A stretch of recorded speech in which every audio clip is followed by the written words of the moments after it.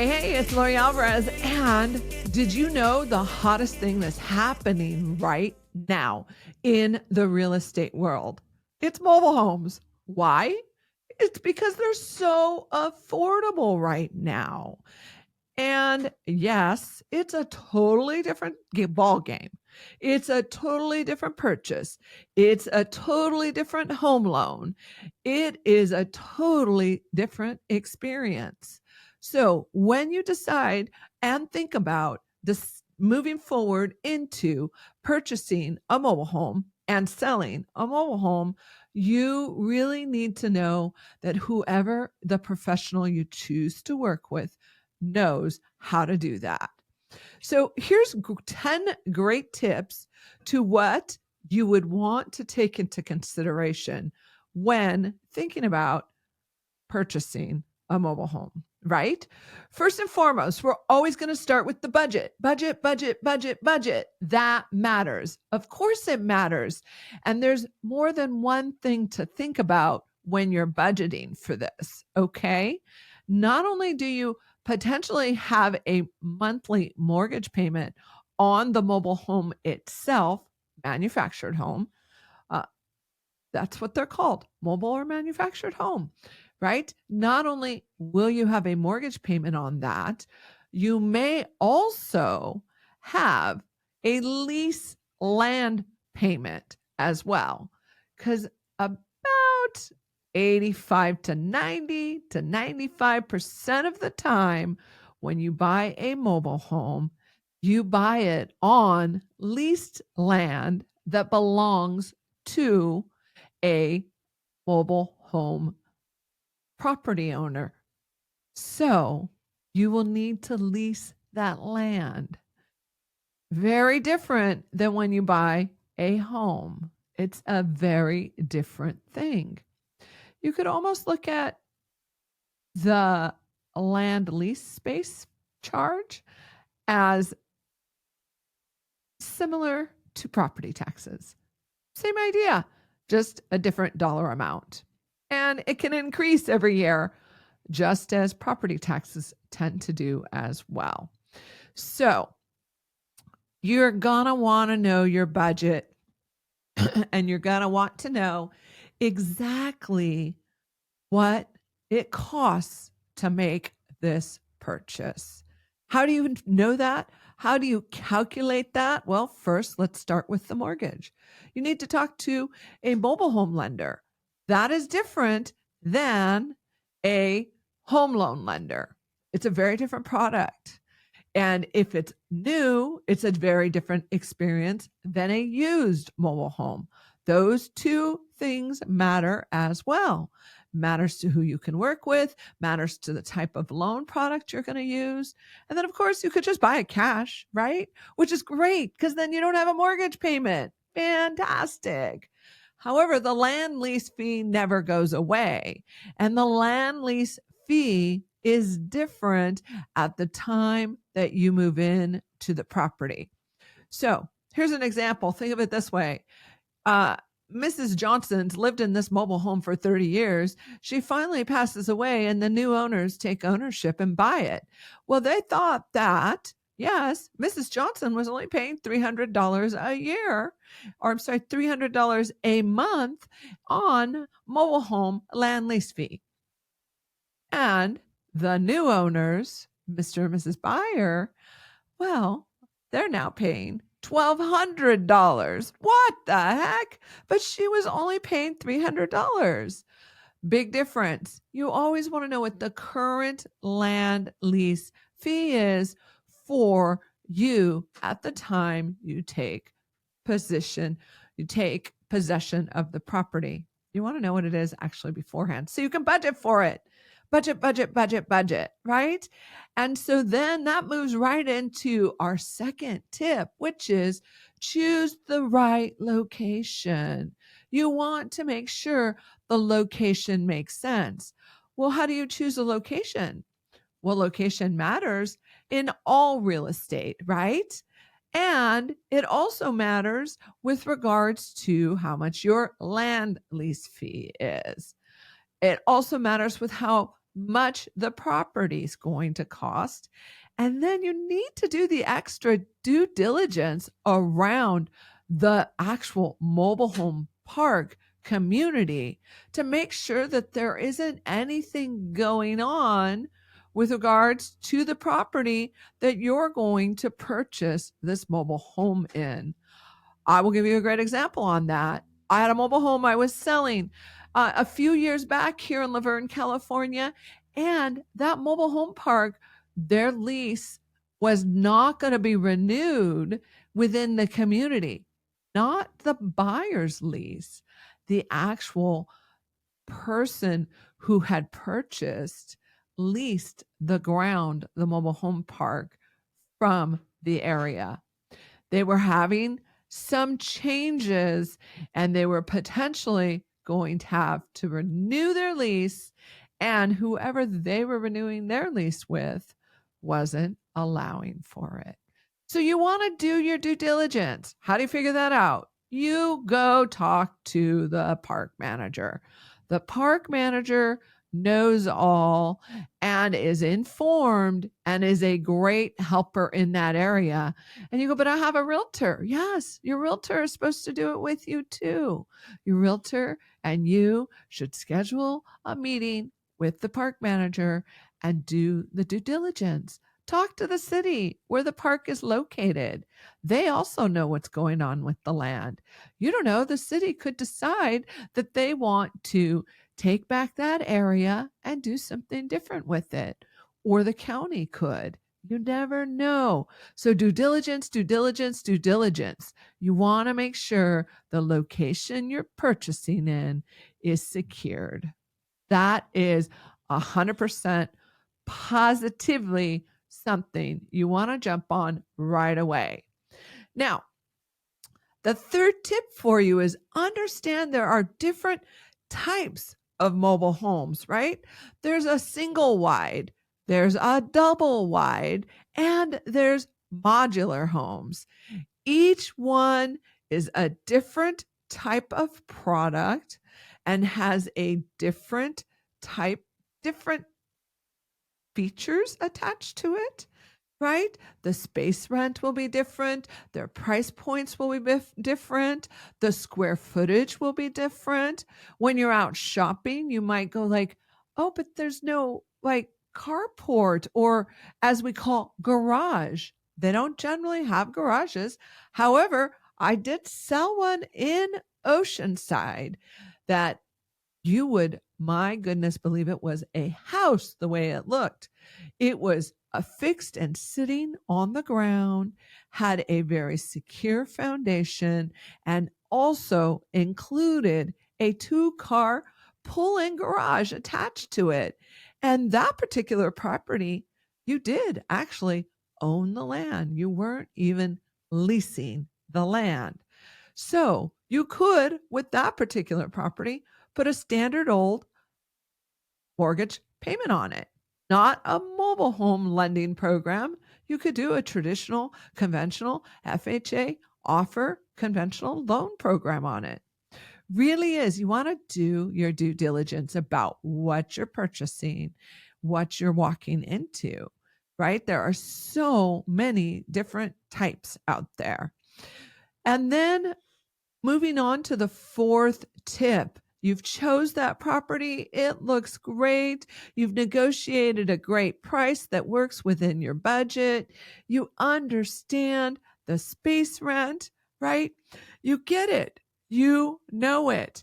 Now you open escrow and you get right out there and do a home inspection. Yes, you still want to do a home inspection. Just like you would on a regular old house, you do the same thing on a mobile home. Do you have to? No. Do we highly recommend it? You better believe it. If you even opt to not do it, it's likely the realtor is going to have you sign a document that says that you're going against our better judgment. When you're doing a home inspection, you're going to want to inspect for the structural integrity of the property. You want to check the plumbing, the electrical systems, the insulation, and just the quality of the product, right? You want to make sure your home inspector is licensed and certified and understands the product that you're purchasing, right? Then you move right into tip number 5, which is get to know the park rules and all of the HOAs that are attached to it, the stipulations that come with it. You want to review all of the seller disclosures and reports because they will have them for you, right? You just want to understand all the rules and you want to know that stop, wait a minute, before you can formally close on that mobile home, you must qualify for it within the park as well. So you'll want to start that process as soon as you open escrow. That is a whole different process where you need to know what the park's qualifications are that require you to be able to live and stay in that particular mobile home park. Now, if you're financing and purchasing and putting a loan on it, more than likely you're going to qualify for the park's rules and regs to be able to purchase in that community. And if you're buying it cash, well, I know you're going to tell me, well, Lori, I have $1 million in the bank. Of course, I can afford to live here. And the park is likely to say, the park manager is likely to say, well, that's all fine and dandy that they got $1 million in the bank, but we really need them to show that as itemized income coming into them every month. And it's generally 3 times the space rent. So say the space rent's $1,000, you need to be able to show that you have $3,000 coming into you every month in order to qualify to live in that park. So important to sit down and talk with that park manager and understand that and all the other rules that apply to living in a park, a mobile home park.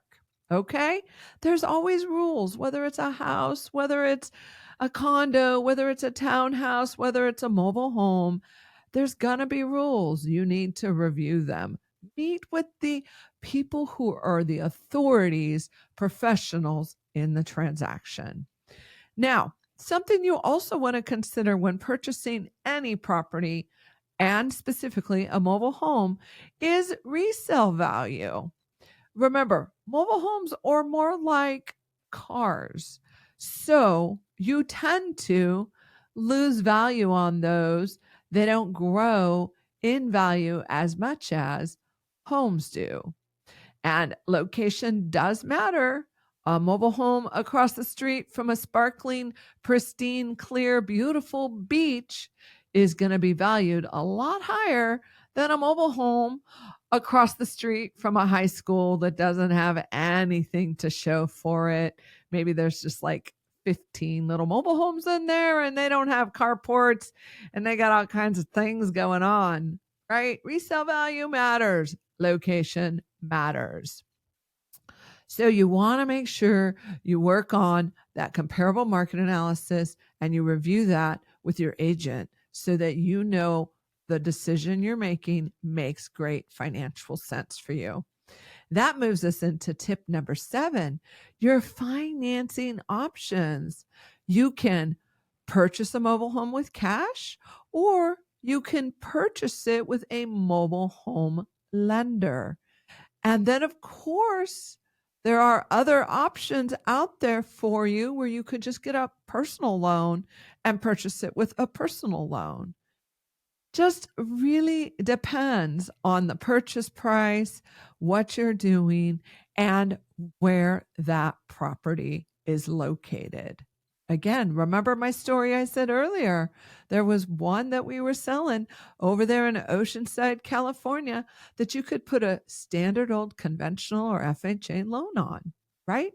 just depends on the land you're purchasing and how the property, again, is affixed to the land.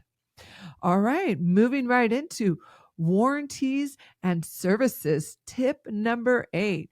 You do want to make sure that you're looking into any type of warranty that comes with the mobile home, especially if it's brand new and you bought it direct from the builder. You want to know, does the builder provide a warranty, and what does the warranty specifically cover?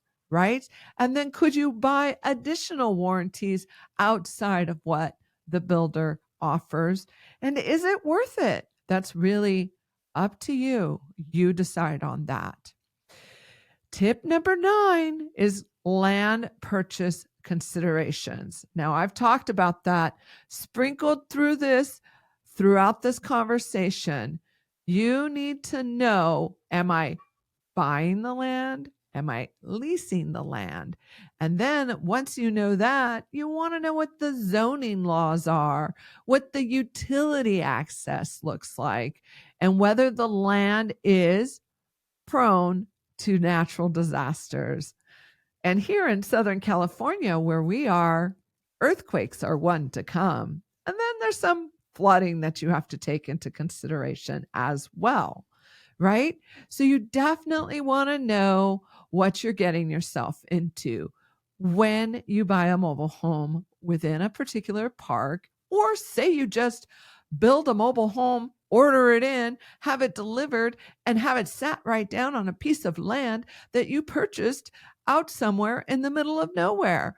Hey, guess what? Make sure that land is zoned for that mobile home, and that mobile home can actually be placed on that land. Just because you buy land doesn't mean you can put a mobile home on it. Always, always do your due diligence. Which leads me to tip 10. Don't do it alone. Hire the professional of your choice, the professional who understands how to work with mobile homes, who works with great lenders to support you in that purchase, who understands the stipulations of what's happening in a mobile home. Just like any other purchase, mobile home purchases have a lot of moving parts, and you want to make sure you clearly understand those. And that's walking it through with the professional of your choice and just tackling every moment, every item provided to you, reviewing it and going, do I clearly understand it? Once you do, you can successfully close escrow on it and it becomes yours, subject to the terms of what you wrote up in that agreement. Guess what? Space rent, as an added bonus to this, space rent generally always is including utilities.